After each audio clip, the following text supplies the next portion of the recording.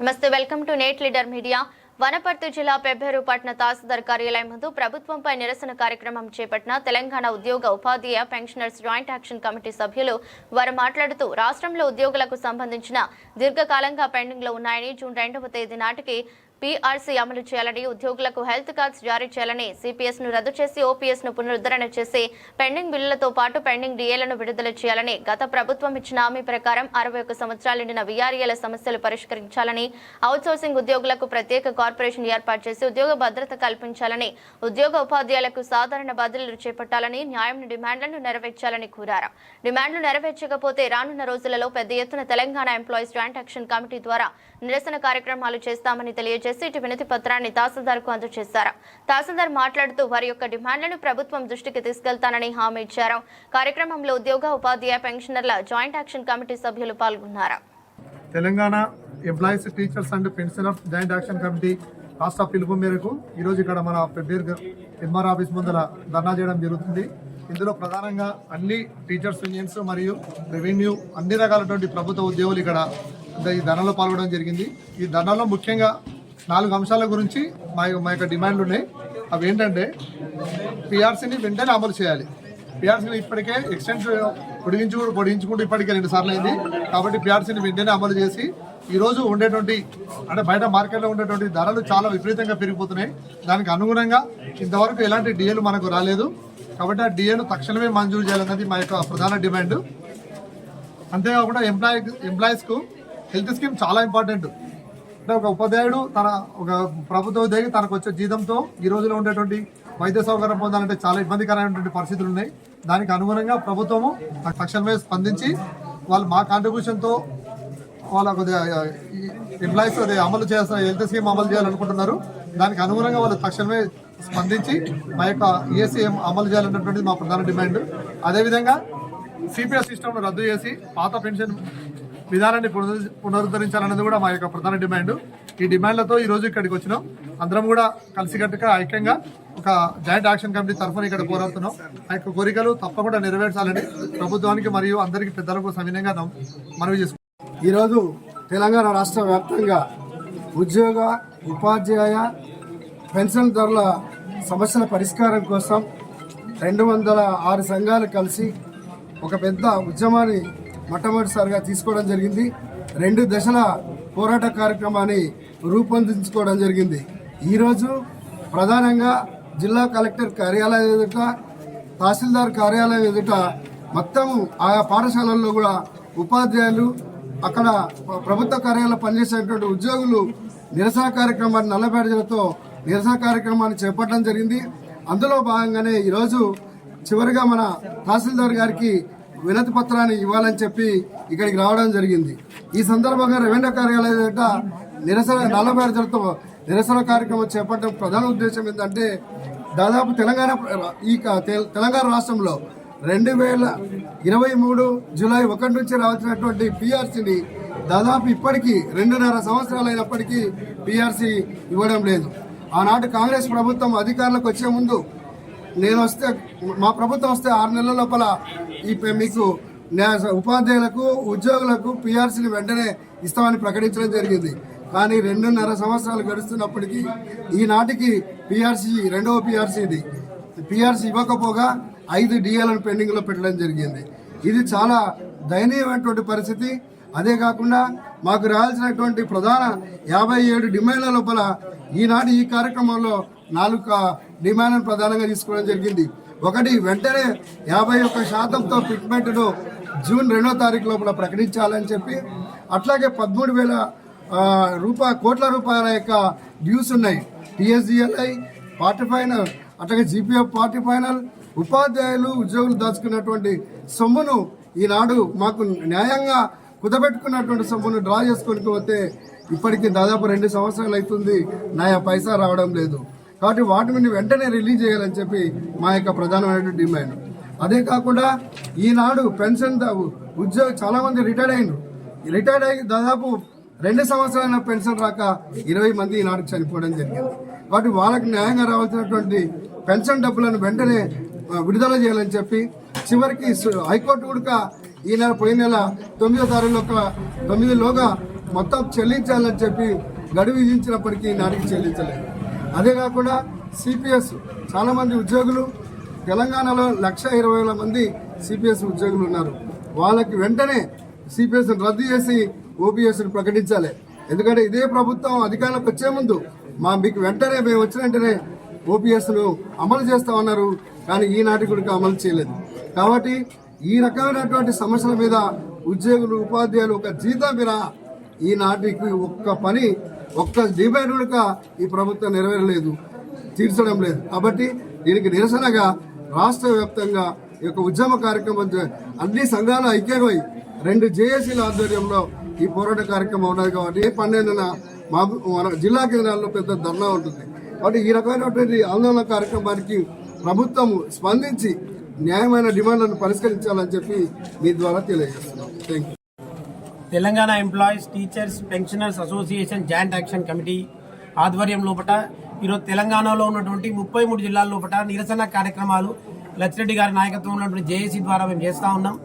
మళ్ళీ ఈ యొక్క ఉద్యమం లోపల తెలంగాణ ప్రాంత ఉపాధ్యాయ సంఘం, అదేవిధంగా తెలంగాణ రెవెన్యూ ఎంప్లాయీస్ అసోసియేషన్, తదితర ఎస్జిటి యూనియన్ తదితర సంఘాలతోటి మనం ప్రధానంగా ఒక 10 డిమాండ్లతోటి ఈ కార్యక్రమాన్ని చేపట్టడం జరిగింది.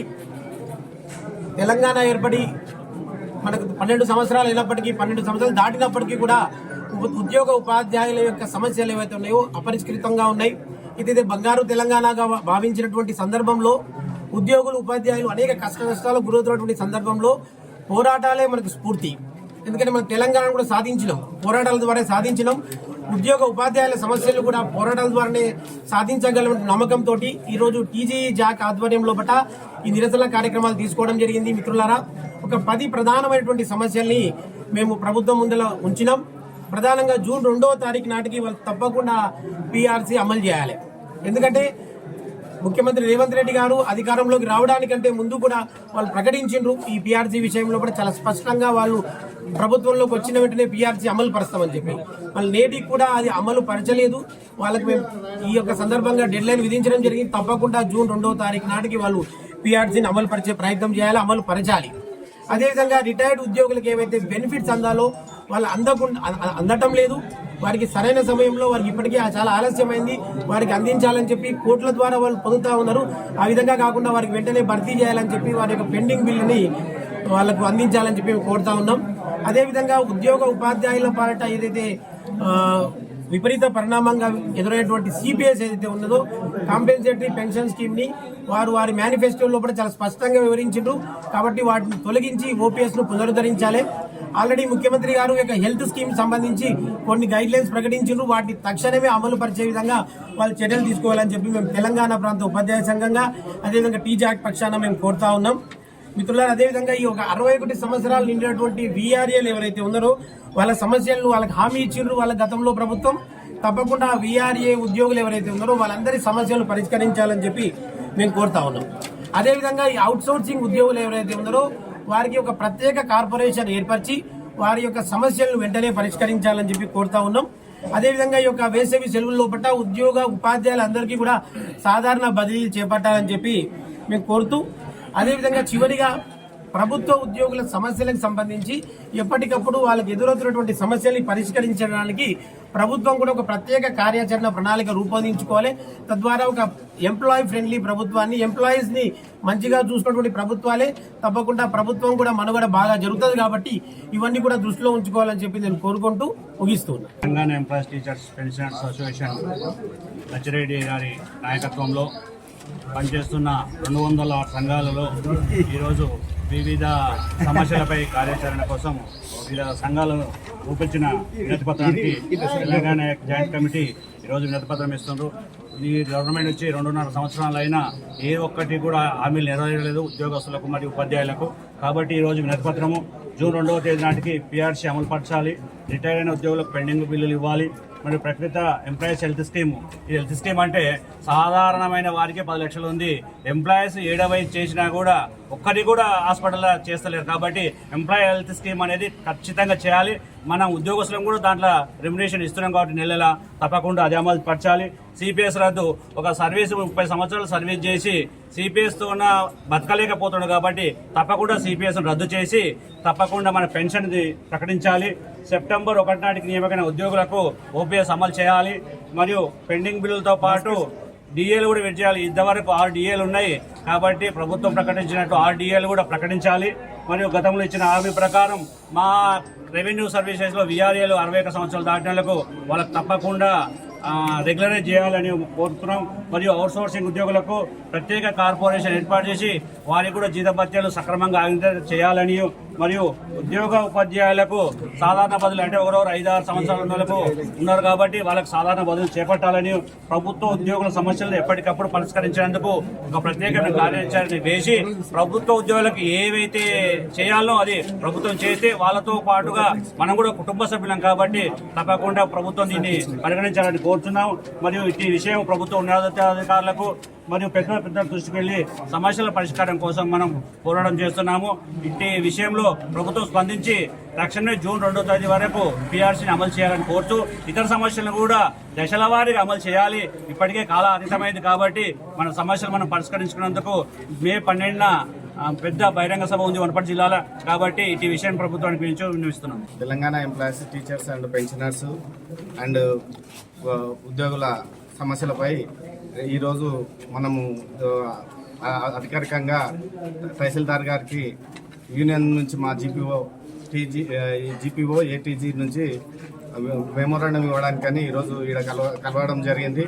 మాతో పాటుగా సంబంధిత తెలంగాణ యూనియన్స్, టీచర్స్ యూనియన్స్ కానీ మిగతా యూనియన్స్ అందరూ కూడా ఈరోజు 206 యూనియన్స్ ఈరోజు దీంట్లో కొంతమంది ఈరోజు యూనియన్ లీడర్స్ అందరం కూడా ఈరోజు మా డిమాండ్లపై తహసీల్దార్ గారిని మెమోరాండం ఇవ్వడానికి రావడం జరిగింది. ఇటు విషయంలో మాకు కొన్ని సమస్యలపైన మాకు రావాల్సినటువంటి బకాయిలు అనుకోండి, రిటైర్డ్ ఉద్యోగులకు పెండింగ్ బిల్స్ అన్ని క్లియర్ చేయాలని, సంబంధిత పీఆర్సీ మాకు రావాల్సింది 23 జూన్ జూలై 23లో రావాల్సిన పీఆర్సీ ఇప్పటికి కూడా రాలేదు కాబట్టి దానిపైన కూడా గవర్నమెంట్ పై ఒత్తిడి చేయాలనే ఉద్దేశంతోన ఈరోజు కలవడం జరుగుతుంది.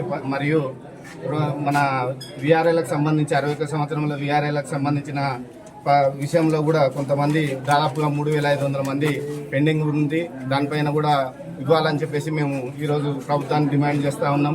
గతంలో ప్రభుత్వం ఇచ్చిన హామీని 61 సంవత్సరాలు నిన్న విఆర్ఓలకు కూడా అవుట్సోర్సింగ్ ఉద్యోగులకు ప్రత్యేక కార్పొరేషన్ ఏర్పాటు చేసి ఉద్యోగ భద్రత కల్పించాలనే విషయం పైన, ఉపాధ్యాయ సంబంధిత సాధారణ బదిలీలు చేపట్టాలనే విషయం పైన ఇట్లాంటి కొన్ని మన ఎంప్లాయీస్ సంబంధించి మేము కూడా మీతో పాటు కుటుంబ సభ్యులమే కాబట్టి మీరు ఇంతకుముందు మన ఎలక్షన్స్ కంటే ముందు మేము మీకు ఇవన్నీ చేస్తామని చెప్పేసి మీరు అధికారంలోకి రావడం జరిగింది కాబట్టి ఇప్పటికి కూడా దానిపైన మీరు ఎలాంటి స్పందన లేదు కాబట్టి ఒక హెచ్చరికలాగా మీకు ఇది జారీ చేయడం జరుగుతుంది మా నుంచి ఎంప్లాయీస్ నుంచి, టీజీ ఎంప్లాయీస్ నుంచి.